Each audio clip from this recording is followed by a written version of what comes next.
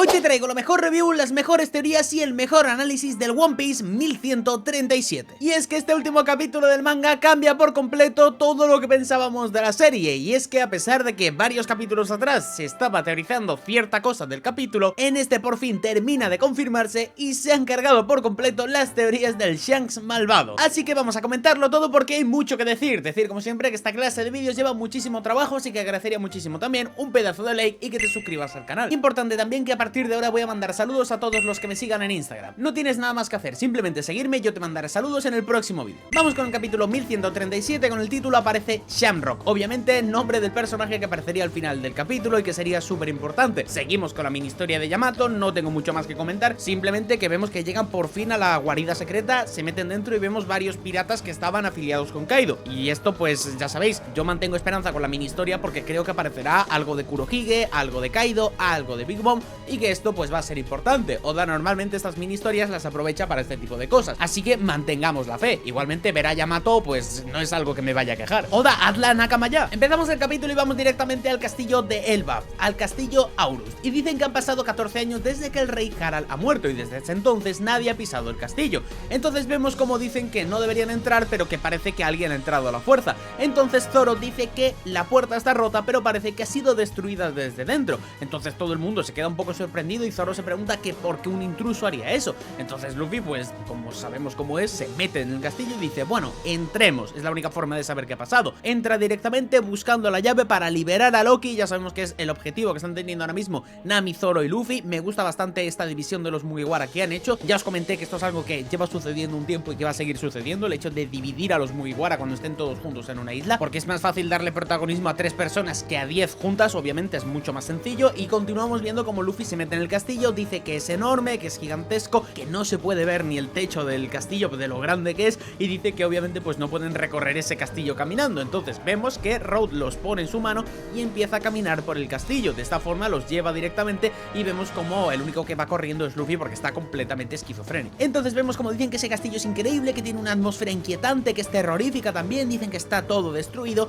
y vemos como dicen que no, que si está así de dañado es debido a que Loki ahí mató al rey Harald. Y vemos ciertas cosas del castillo, decir que no hemos visto todo lo que querría ver yo del castillo, en el sentido de que yo me esperaba de que viéramos ciertos símbolos, ciertas cosas que nos hicieran teorizar cosas sobre el pasado de Elbaf, de algunos símbolos que se conectaran con otros lados y cosas así, ya que cuando hemos visto sitios como por ejemplo Arabasta, yo mismo me he puesto a mirar los símbolos porque estoy completamente mal de la cabeza y he encontrado cosas que me parecen interesantes o que me pueden llevar a distintas fumadas, aunque sea solo cosas para mí. Entonces del castillo de Elbaf hemos visto muy poquito y me gustaría que en los siguientes capítulos viéramos más. Lo que sí hemos visto es algo que ocurre más adelante. Entonces vemos como dicen que el poder destructivo de esos dos es asombroso. Sin embargo, el rey Harald fue conocido como el gran guerrero. Entonces vemos como directamente encuentran un lugar lleno de esqueletos gigantes con un montón de espadas, tal, no sé qué. O sea, fijaos si es grande la espada, que Luffy está subido al mango de la espada y aún así se ve pequeño al lado de eso, imagínate. Entonces dicen que ese castillo contaba con un gran número de guardias y que aquel fatídico día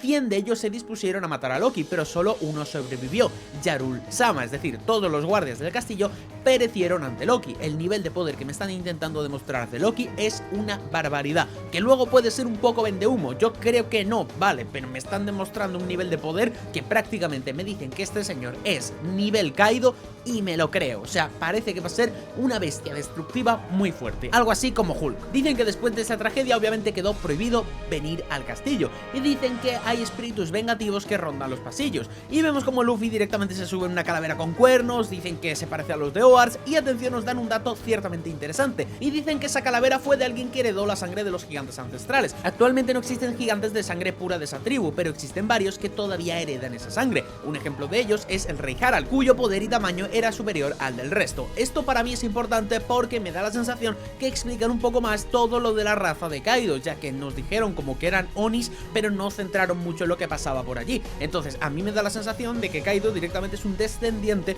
de alguien de la familia de los gigantes ancestrales que está mezclado quizás con sangre de humanos o algo así, y por eso vemos que no es exactamente del tamaño de Oars, no tiene la forma de Oars, pero sí que vemos que es muy grande, que tiene esos cuernos y que tiene esas características un poco raras. cosa que no explicaron en Wano, que deberían haber mencionado y que están explicando en Elbaf. Menos mal, al menos algo es algo. Y vemos algo interesante, ya que vemos un retrato del rey Harald, que dicen que era el gigante cuyo sueño era formar alianzas pacíficas con el resto del mundo, el rey más grande que ha tenido Elbaf. Y vemos una foto de Harald de cerca, y he de decir que a mí me recuerda mucho a Kaido. Entonces aquí va el primer porro que os voy a tirar.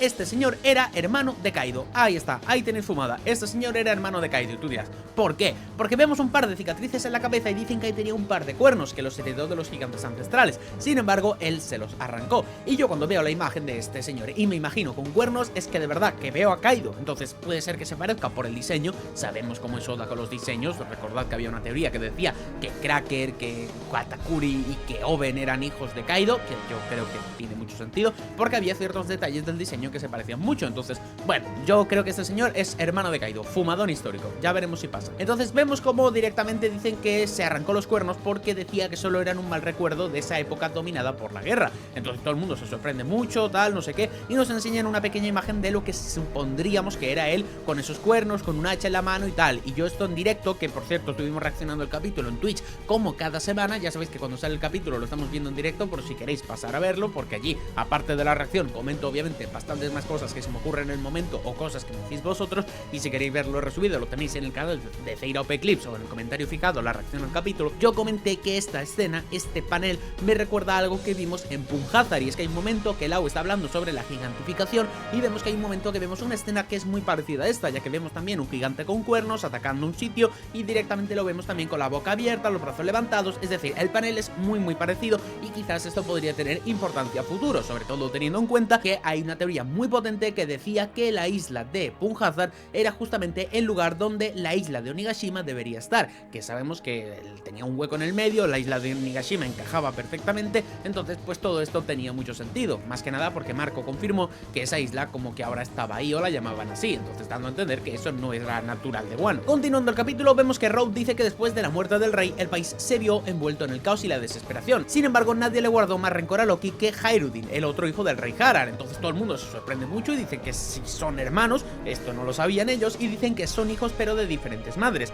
que Hairudin nació mucho antes de que el rey se casara con la reina, y dicen que claro, que no tenía sentido que la madre de Hairudin fuera conocida como la reina de Elbaf, porque ella era originaria de otro país de gigantes, cosa que yo supongo que se debe referir al país de Saúl, más que nada porque tenemos que tener en cuenta que Saúl dijo en su momento en el pasado de Robin que él era de los gigantes pero que no era de Elbaf, porque no eran tan salvajes. Entonces dan a entender como que hay varias tribus y quizás podría venir de allí. Entonces Zoro se queda sorprendido y dice que qué más da si al fin y al cabo era una gigante, y dicen que sí, que era una gigante, pero que antes de que juzguen pues les recuerda que los humanos siempre se están peleando por un pedazo de tierra, y dicen, de cualquier forma decían que tener un hijo con una extranjera solo manchaba la sangre real de Elbaf, y dicen a mí que ellos pueden ser muy orgullosos y obstinados igual que cualquiera. Y atención, porque viene algo que yo personalmente lo considero como la típica cosa que te mete Oda para que en un futuro sea importante, algo así como un foreshadow, y vemos que Road dice, no todos tienen la suerte de nacer pura como Nami Tazo. Entonces vemos que esto para mí podría ser importante, porque justamente se refiere a Nami, justamente habla de sangre pura,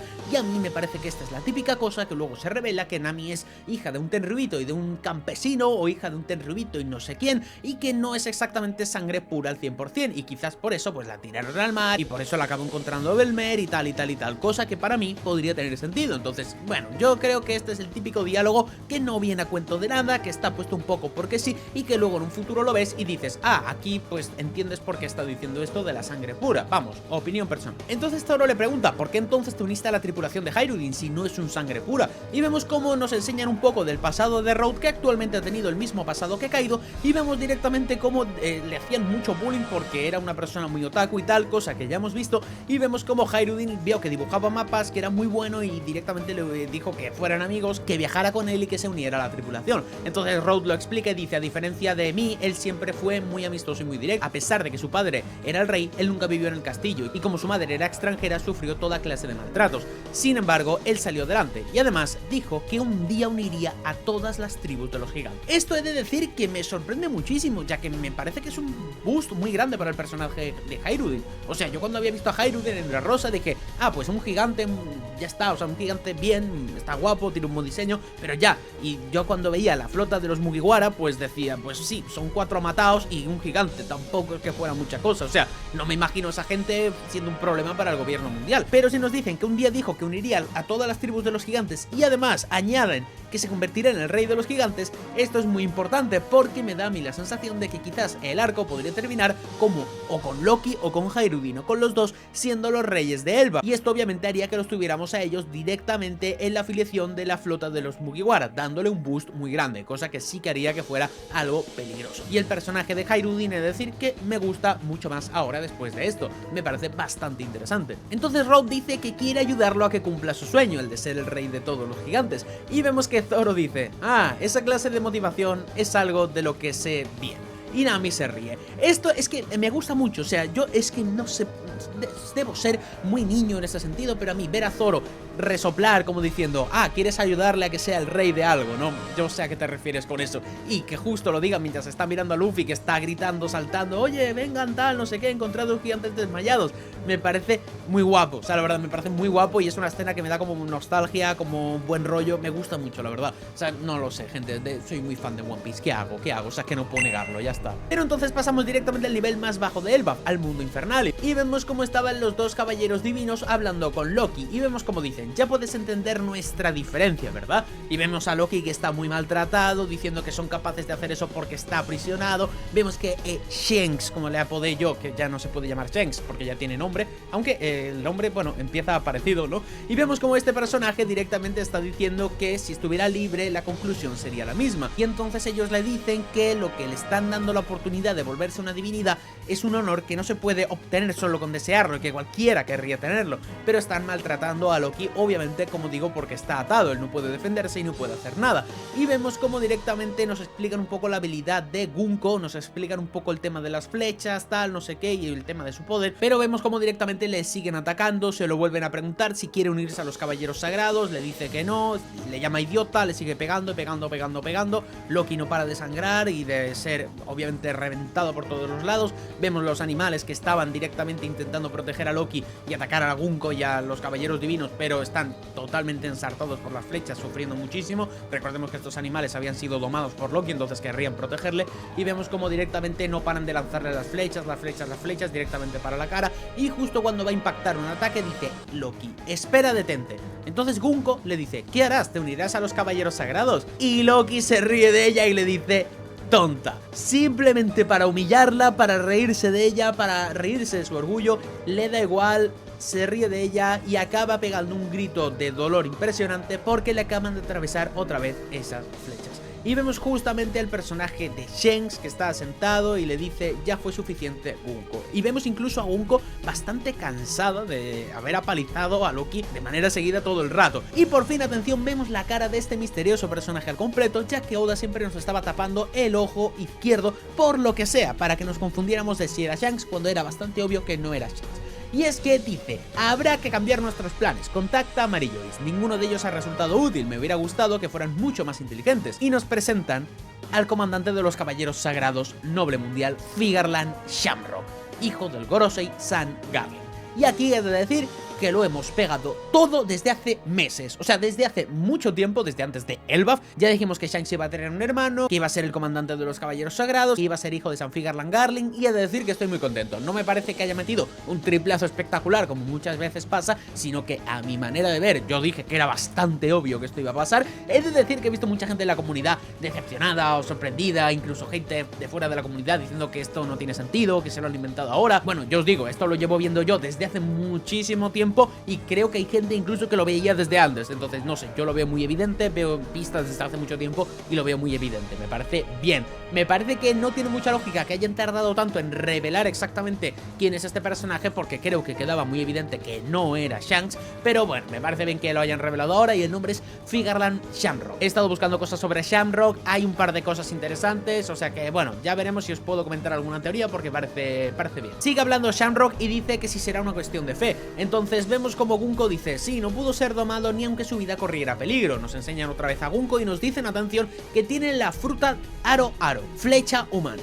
Esto es importante porque hace tiempo comentamos una teoría hablando sobre que los caballeros divinos podrían estar basados en los símbolos del zodiaco y el tema de que ella tenga justo la flecha que podría relacionarse con Sagitario y Figarland Shamrock se podría relacionar con Géminis porque tiene el hermano gemelo que es Shanks. Sería bastante interesante, tendría que analizar esta teoría de nuevo a ver si vemos alguno más, pero podría ser una teoría muy buena. Yo en su momento dije que esa teoría tenía mucho sentido, ya que vimos en God Valley un caballero sagrado que tenía como la cabeza de un toro representando Tauro. Bueno, está bastante interesante esa teoría, pero siguen hablando estos personajes y dice: hace mucho tiempo los guerreros de Elbaf eran los conquistadores del nuevo mundo. Sea como sea, haremos que todos ellos estén bajo el mando del gobierno mundial. Y vemos un Loki muy herido, cabizbajo, que parece que está muerto. Obviamente no está muerto, si alguien tiene alguna duda, este personaje no está muerto. O sea, si tú te crees que Oda va a presentar a este señor y le va a poner tan arriba y tanto hype para matarlo, estando atado y sin poder hacer nada, me parece una barbaridad. Este señor va a liberarse, va a liársela de Dios y va a haber una barbaridad muy fuerte. El capítulo termina diciéndonos que los caballeros sagrados entran en acción y que en principio la semana que viene hay capítulo. Y decir que a mí este capítulo me ha gustado bastante. Sí, cuando lo leímos en directo la verdad que me lo pasé muy bien, me lo gocé mucho, me pareció increíble, me pareció que tenía cosas súper interesantes, me da pie a teorizar muchas cosas y me da pistas sobre muchas otras cosas que quieren hacer y sobre todo empieza ya a cargar y empieza a desarrollar un poco todo lo que viene a ser Elbaf. Ya nos han plantado las cosas, empiezan a moverse las fichas, empiezan a moverse los personajes y ahora sí ha arrancado Elbaf por fin. Vamos a ver qué pasa con esto, que nos enseñan, qué pasa con una cosa y qué pasa con la otra, pero me parece que va a ser un arco bastante interesante. Decir como siempre que si os ha gustado el vídeo le dejéis un pedazo de like, os suscribáis al canal para ver más vídeos y que me dejéis en los comentarios todo lo que pensáis acerca del capítulo, alguna teoría que tengáis o lo que sea. Nada más que decir, un saludo enorme del youtuber más sexy, el más guapo, el mejor y más humilde de toda la comunidad de One Piece con diferencia, un saludo enorme y nos vemos en el siguiente vídeo.